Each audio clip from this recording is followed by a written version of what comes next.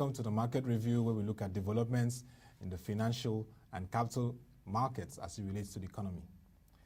This period, it has been a very busy activity period for the pharmaceutical industry, and they know why they're busy because they've had to work out the strategies in the pandemic period of COVID-19, producing drugs, expanding their operations, and supporting the healthcare sector.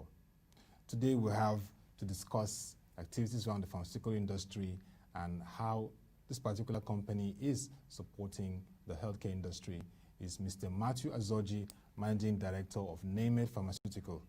Nice to have you and good morning. Good morning, Mr. Ottoabasi. Yes, and thank you for joining us on Market Review today. Thank you for having me. Yes. I appreciate the opportunity. Yes. In terms of this COVID-19 pandemic and the fact that pharmaceutical industries across the globe have had to once again review their operations and begin to take note of how they can readjust and be strategic, what has been the learning point going through this period, operations and even the business continuity plan for you? Well, the learning point is a learning point for all of us in Nigeria, not only members of the pharmaceutical industry, but also the entire nation.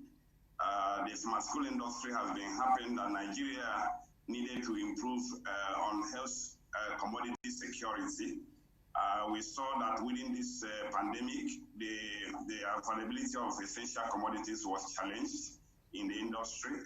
The industry currently supplies about 40% of the needs of Nigeria. Even though Nigeria had decided that by the year 2000, the local manufacturing industry should be supplying about 70% of our needs. But as of today, it's still hovering around 30–40%. So that meant that availability of essential health commodities has been difficult because within the heels of the pandemic, countries like China and India, which are major suppliers to the market, went on lockdown. Yeah. And a number of them were also saying that some of those essential commodities, because they fear that it will not be adequate for their own population, they had to ban export of some of those essential commodities. And because of such ban and the lockdown, it meant that Nigerian pharmaceutical manufacturing industry was not having access to the essential raw materials that is needed to manufacture this. So now it's a major learning that we as an industry, we need to build our own capacity to automatically be able to manufacture most of what is needed in Nigeria. And also I believe that is also a learning for the government of Nigeria, the federal government, to also give opportunity for the local industry to grow. And I believe that's why the Central Bank of Nigeria reacted quickly by making the intervention fund available. Yeah, that's nice to note. And we'll have this conversation as we continue in this discussion because the economic sustainability plan that was rolled out by the federal government is looking at boosting domestic production. You know that in a globalized economy, your domestic production is very critical to be competitive in the whole value chain. But let's look at the activities in the Neimeth and the market. We noticed that there was a 52 weeks low in terms of your share price, as at last year it was 37 kobo, but now presently it's 1 naira 26 kobo, showing a remarkable surge. We'd just like to know what has been the activities happening in Neimeth that has brought this surge in share price that we would like to know. It is important for me to first of all say that Neimeth, our primary objective is to support the Nigerian healthcare sector by providing products and services that improve the health of Nigerians. That is the primary focus of Neimeth. Secondly, our other primary focus is to ensure that we improve value, create greater value for all our stakeholders, primarily the shareholders, and then all the other stakeholders, including customers, suppliers, the employees, the government. So our objective is to improve the value that we create for all our stakeholders. And in doing this, we ensure that we take measures that boost these two major objectives, improving the health of Nigerians and improving the value for our stakeholders. Now, in doing this, I believe the market, we do not take any specific action in the market because we are not direct players in the market. So I believe the market players, they are professionals, they are watching all companies, and therefore our share price is a reflection of how the players in the market see our performance and see both what we are doing today and where we are going.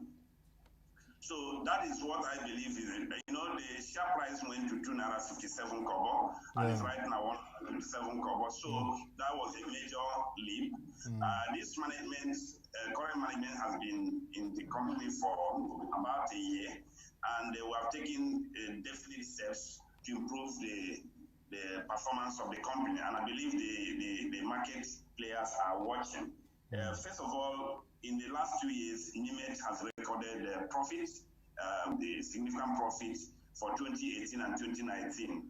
And in the last AGM, the shareholders approved balance sheet restructuring, which is aimed at removing over 800 million naira accumulated losses, which was caused by a number of challenges the company had in the past. Now, that has been done. The management is currently working hard, and we believe that we will declare profit again in this new financial year. And that when the balance sheet restructure is done, then there will be an opportunity to pay dividends. So I believe that is it. Apart from this aspect, there is also the fact that we have the board has approved a 5-year strategic plan, which is aimed at improving both the top line and bottom line, and improving all aspects of the business, and also going into new investments and new expansion, vigorous expansion of the company in various dimensions.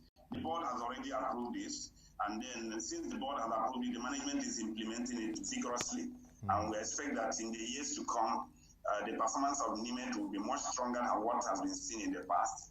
And I believe this is what the market is seeing, because market is a question of demand and supply.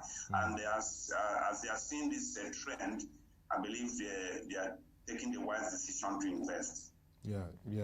And in terms of analysts, they observe that one strength of Neimeth. Okay. Since it's an issue of demand and supply, if more people are interested in buying the shares because of what they see happening, then automatically the price will go up. Okay, all right. That's interesting to know. Particularly that 5-year strategy, we would like to get an insight into it as we continue this conversation. But analysts have observed that you also have a very strong focus on research and development, and this is not better time to even bring this to the fore as we see the response to the pandemic. All pharmaceuticals, whether it's Gilead, whether it's Neimeth, other pharmaceuticals across the world, Glaxo, are looking at deepening their R&D, and you have already taken it ahead of time. Just give us an insight into the R&D and some innovations that have occurred in your company. And now that we've had this pandemic, the new challenges that you need to step up in terms of providing mega solutions in this regard. Well, Neimeth has always focused on research and development, focus on taking care of ailments that are more common to Nigeria and other Africans. You may be aware that we are one of the first companies to register a product for sickle cell disorder, which is entirely 100% Nigerian. It was a result of a research done in a university, which Neimeth adopted and developed into a product. And that product, Cyclavit, is right now being used as one of the most effective medicines for sickle cell disorder. Everything about it is locally sourced, and it's quite effective and well tolerated for all categories of people suffering from this condition. So, and Neimeth is not relenting in this aspect. We continue to work towards this aspect of developing medicines that are relevant to our own environment. And of course, as the pandemic has come, we are not relenting. We are also taking this on automatically. The number of products on the pipeline, I may not want to begin to release the name right now. So the number of products on the pipeline which we are developing, and very soon you will see that we will come up with something that will support us, support Nigeria. But in the immediate term, we have developed our own products that are used for the hygiene products. We have a number of hygiene products that improve the general hygiene of people to make sure that they are protected from coronavirus. We have our NCP, antiseptic disinfectant, which is very effective in dealing with this situation. We also have the sanitizer that was developed immediately. This comment came up, and we, of course, we are other ranges, so many other ranges in that line that will support Nigerians to take care of the situation. Okay, I mean that's nice to hear. You don't need to let the cat out of the bag in terms of the strategy, but it's nice to hear that you're also deepening research and looking at vaccines and ways that Nigeria can also begin to treat this pandemic and other kind of infectious diseases that has really affected health of people. But let's look at the monetary intervention, the Central Bank of Nigeria. The interventions have been massive in terms of healthcare and pharmaceuticals, particularly the fact that you also focus on local sourcing for production. How has this intervention really helped? What are the dimensions in terms of the expansions we will likely see based on the interventions for Neimeth? Yeah, we are indeed very grateful to Central Bank of Nigeria and the government of Nigeria.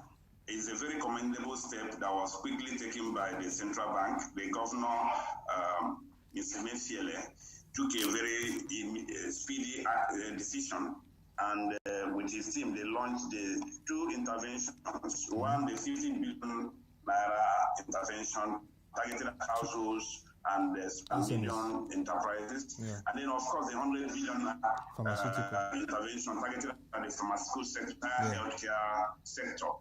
That is quite commendable. There are other interventions which are even bigger, but this is the one that affects the pharmaceutical industry. Now, before this COVID-19, the PMG man, that Pharmaceutical Manufacturer Association, had been writing to the federal government asking for a 300 billion naira intervention to help the industry to develop the capacity in terms of manufacturing. As I said earlier, Nigeria is still importing over 60% of our medicine needs, and that is not acceptable. Now, the industry has been asking for it. And one of the reasons why the industry has been asking for it also has to do with the African Continental Free Trade Agreement, which has been signed.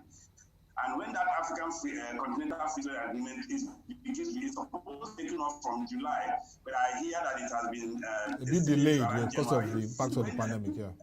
Come again? Delayed because of the impact of the pandemic. Because of the COVID-19, it has been delayed. But when it begins to be implemented, it means that the African market will become one. And if we do not have the capacity to manufacture, then it means that Nigeria will become a dumping ground, and it will further damage the local manufacturing industry. That is what the industry is trying to prevent. And of course, that was being requested. It had not been approved. But now with the COVID-19, 100 billion was approved.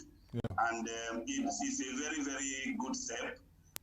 Neimeth, as one of the players in the pharmaceutical manufacturing industry, we applied. And our application has been approved, and it's going to support us in expanding our operations significantly.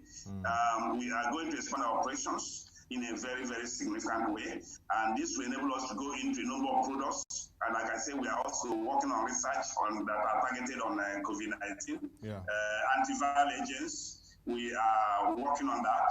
So this will also help us to ensure that we come out quickly with our own new products and expand manufacturing of existing products. Yeah, it's nice to hear that you're request has been approved, so we will just be watching how you get to work speedily and begin to get those vaccines we need, because this is very critical.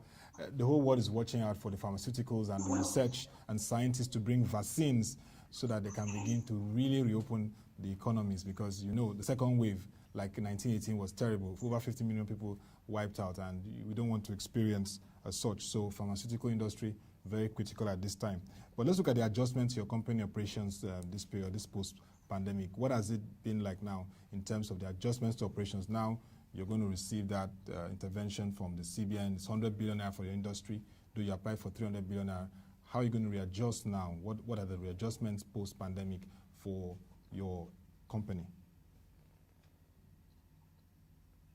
Well, like I said, we are undertaking a vigorous expansion of our operations. So that's the major work we are doing right now. So this will see us setting up new facilities, expanding existing facilities, and you'll be hearing more as go along how all of this will play out.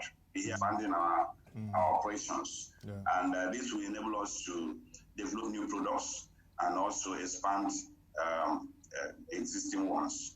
But in terms of adjustments relating to the pandemic, we are also working in a way to ensure that we protect the health of our staff. So all the recommendations of Nigerian Center for Disease Control in terms of social distancing and in terms of other hygiene related activities, we are implementing them. We already have a policy on that, and this is well communicated among our staff and other stakeholders. So we are adjusting ourselves accordingly without losing opportunity to achieve our objectives. Yeah.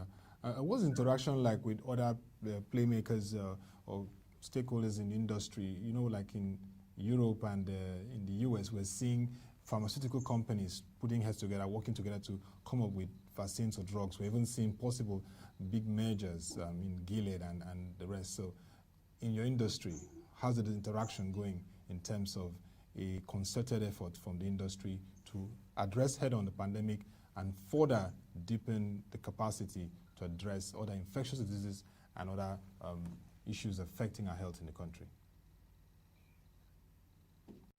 Well, the collaboration is there also because we have the Nigerian Institute of Pharmaceutical Research and Development, which is working, and the other companies are also doing their research and development. Now, at that level, in the various groups, we have the Pharmaceutical Manufacturing Group of Manufacturers Association of Nigeria.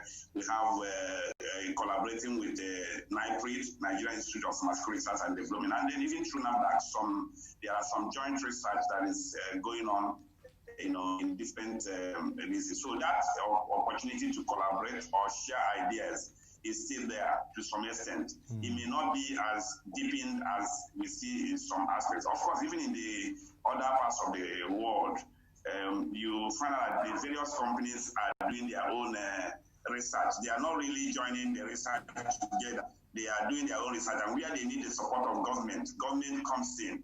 For instance, the ones that are developing vaccines in the United States of America, the American government has already given them an assured market so that they will go all out to develop the vaccine. So the objective there is that once there's an assured market, then they will be comfortable to invest any resources necessary to make sure that those research. So when they are also promising research at the various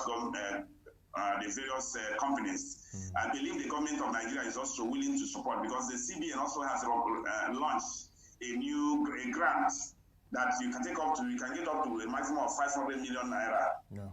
If you have a research that is targeted at COVID-19, CBN has launched a grant like that from minimum of 50 million to a maximum of 500 million, which is what is happening in other parts of the world. When the governments see a good opportunity, they support them to develop it to the last with a financial support.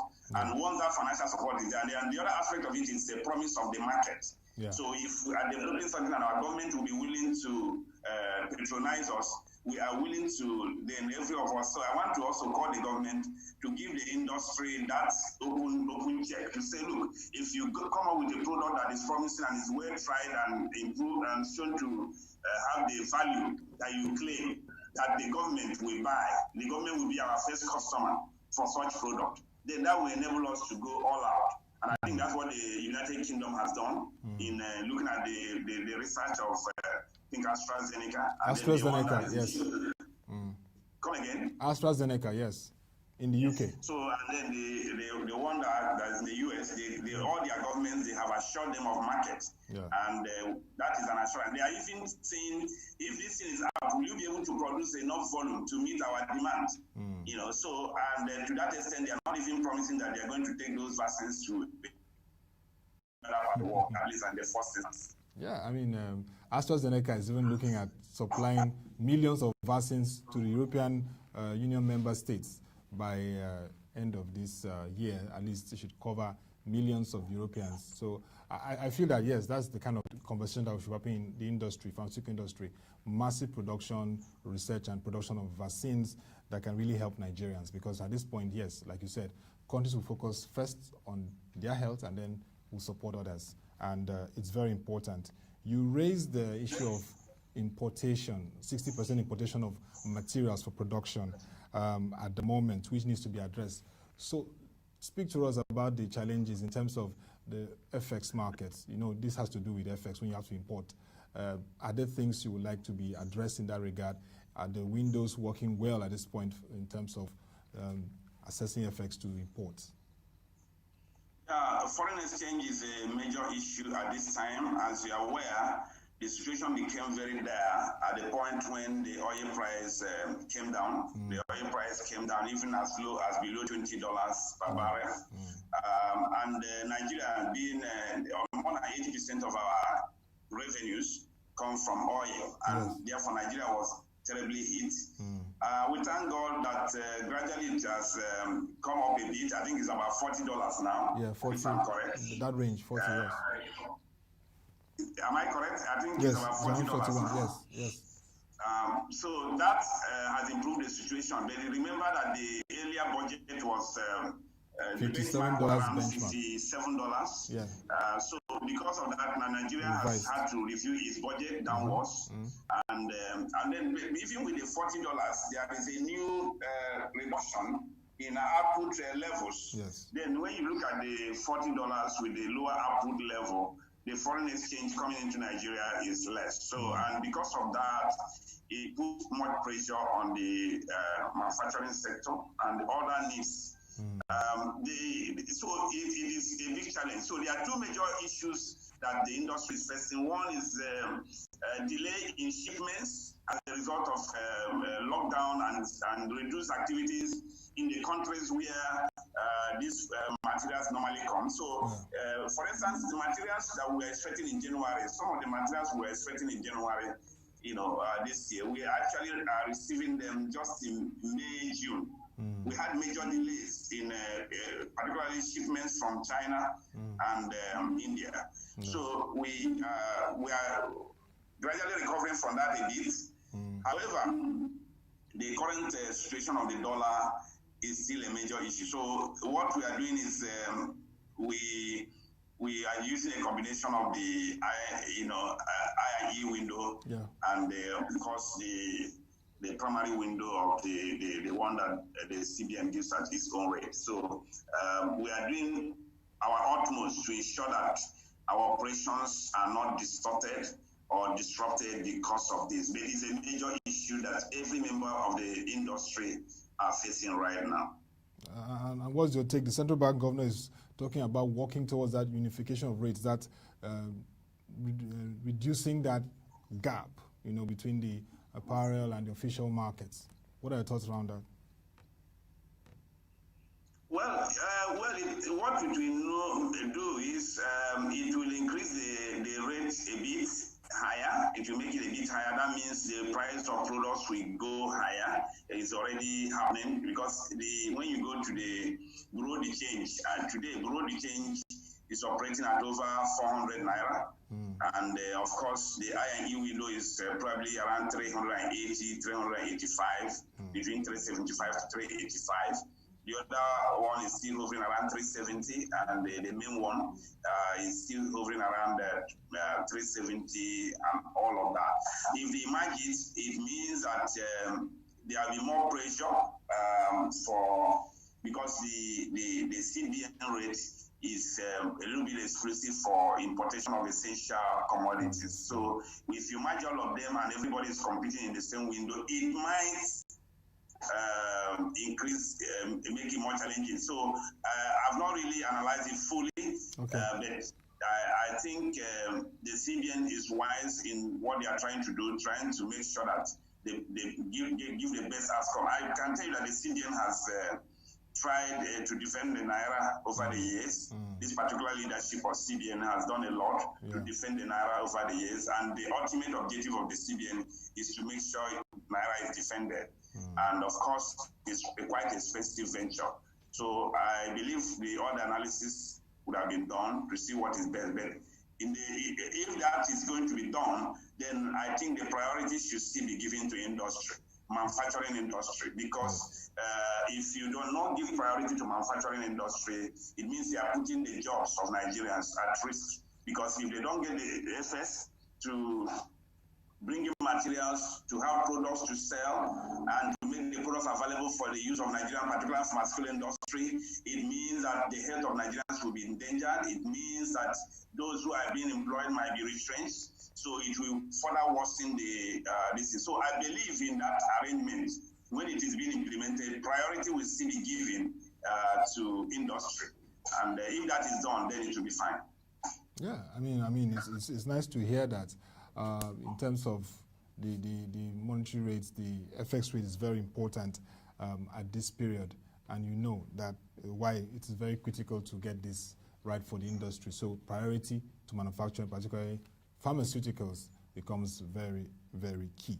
But when you look at the developments globally, and of course, like you talked about the fact that there are supports for manufacturing, pharmaceutical manufacturing companies, for example, Gilead in US, AstraZeneca in the UK.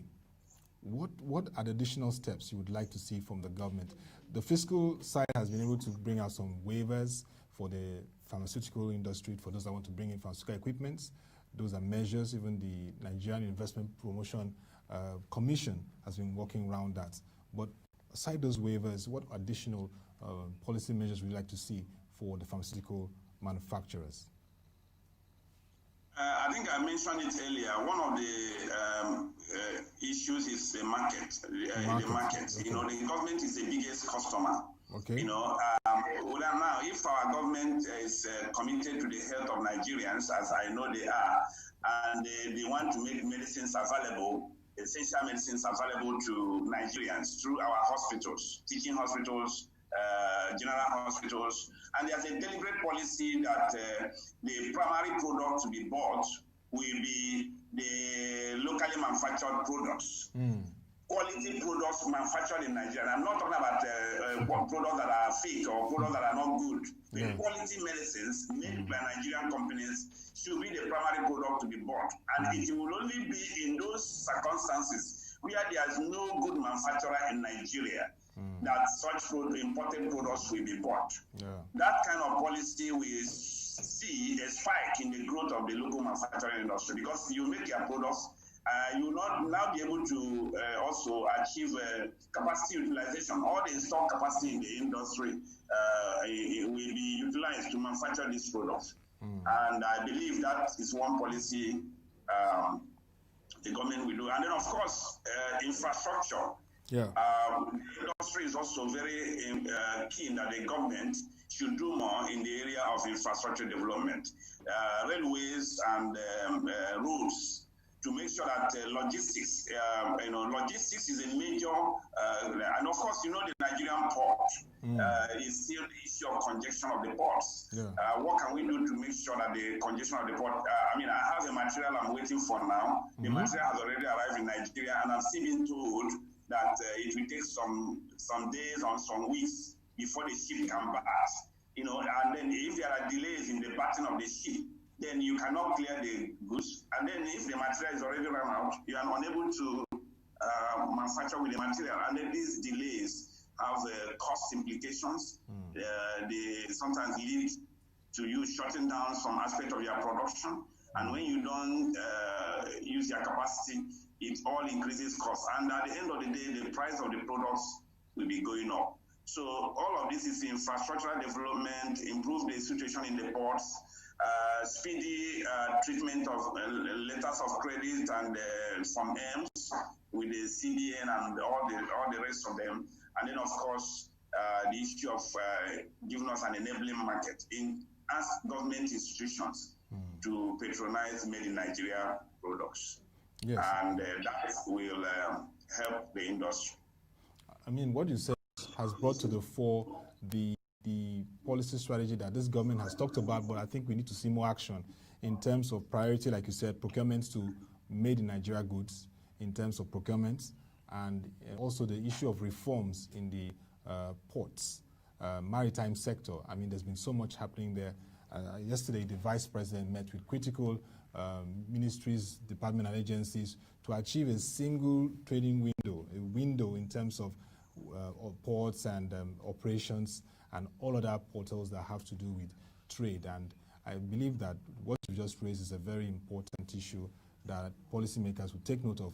We need to have seamless clearance at the ports, no delays, and particularly for pharmaceutical industry at this time, it's very important. We don't need to have delays of shipments of equipment that you need to support our healthcare at this time. And I hope that the authorities have taken note of this and will really make this whole process seamless. Now let's look at the pharmaceutical industry second half of 2020. Beginning of this year, we did not factor COVID-19 as a risk to look out for. Now this is a risk, but we've talked about the learning experience and the expansion of operations and deepening research and development. But from your position, what would you say as the outlook for pharmaceutical industry, the opportunities and what challenges that needs to be addressed to unlock its contribution to health and economy? Yeah, of course, as you said, by the time we are entering January 2020, nobody envisaged COVID-19.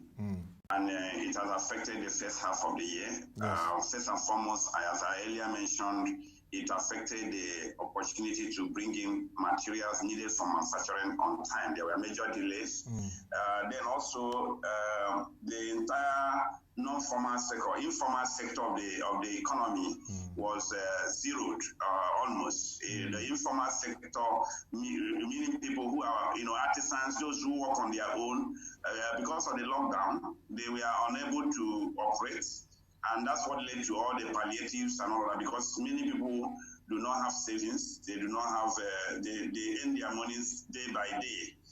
Such sectors were shut down, and that affected demand. So overall, aggregate demand in the economy was drastically reduced. Even though, of course, in a health, in a situation of when there is a threat to health commodities is supposed to be selling more. However, when there is no financial capacity, it also affected demand. Of course, the distribution channels were disrupted. A number of the market, a number of distributors of these pharmaceuticals, they operate in different locations. Some of those locations were shut down. They were not operating. The banking sector was affected. The check clearing system was shut down, and therefore the process of payment, Nigerians are not yet get to use online payment to that level. So all of these issues had a serious impact on the first half of the year. Now that the government of Nigeria and other governments in the world have understood that there are two threats as a result of this pandemic, there is a health threat and there's also an economic threat. Therefore, the government of Nigeria and the rest of the governments of the world are trying to create a balance between health and economy by making sure that the lockdown is not a total lockdown, and that people are being educated on how to take deliberate steps to take care of their health, to prevent infection, and prevent escalation of infection, while also doing some level of economic activities. I think that's where we are now, and that's why we are calling it post-pandemic, because the pandemic has not actually ended. The pandemic is still there, but because of this realization of the governments, and they are using different strategy, we can call it post-pandemic, and therefore we believe that there will be greater opportunity for people to earn income and improve, the purchasing power in the economy to some extent.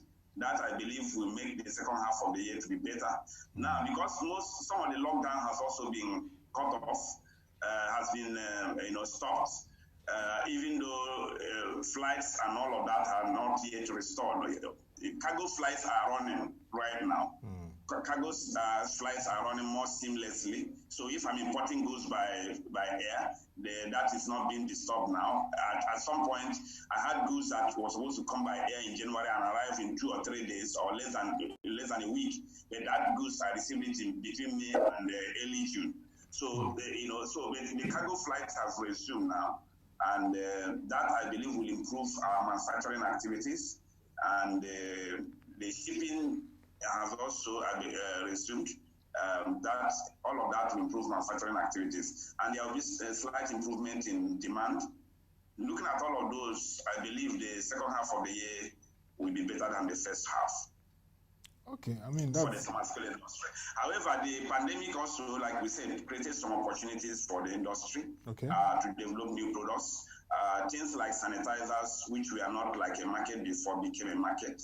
And there are a number of other products that are being developed, which will create some more demand, some more markets and some more business for the industry. And this, we are looking at and taking advantage of any of such opportunities. There are a number of products that have become bigger brands by the reason of their products that improve immunity of people and other kinds of products that help people to go through this period. Companies like Neimeth are taking advantage of some of those opportunities. All right. I mean, in just 1 minute, being a CEO in a crisis period, what is your word for your colleagues out there who are leaders, business leaders and CEOs? What would you be saying to them based on what you've been able to garner through the experience of this period? My word is that we are doing business, but business should not, cloud our focus on also ensuring that our work is helpful to people, helpful to the nation.